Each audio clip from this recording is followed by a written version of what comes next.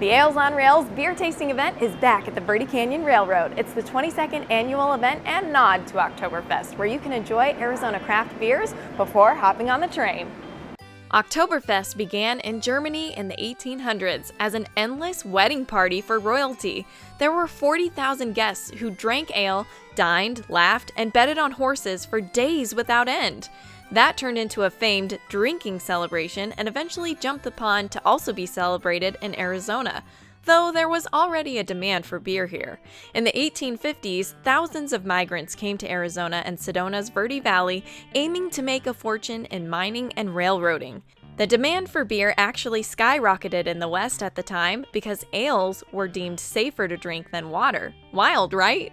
Early Arizona brewers faced setbacks but thrived initially, until the transcontinental railroads opened supply lines for out-of-state beers to enter the market, which ultimately caused local breweries to close. Since the 1980s, craft breweries have actually made a comeback nationwide, and here in Arizona, you can experience gold, silver, and bronze award winners right here from the U.S. Beer Tasting Championship.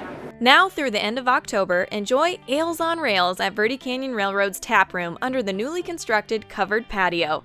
Daily hoppy hour is from 10:30 a.m. to 12:45 p.m. before the train's departure at 1 o'clock. And clearly, people are hoppy about it. Let's chat with some passengers. I love the weather, I love the scenery, I love the amenities, I love the bar. It's a great experience so far. This is a beautiful place. We're excited about it. We're excited to have you here. And so far, what do you think of the drinks? Do you want to describe them to me? Well, I've had the church music, and it is now my new favorite. And what are you thinking of the beer so far? It's good.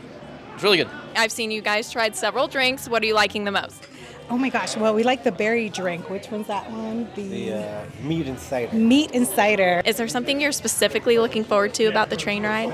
Being on the outside carts, definitely. I think that would be an experience. Bartenders are great.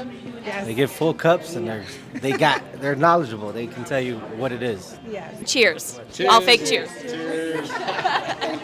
Who's ready to hear some beer puns? This event is lager than life. It's such a beautiful day. Are you feeling optimistic about your poor decisions?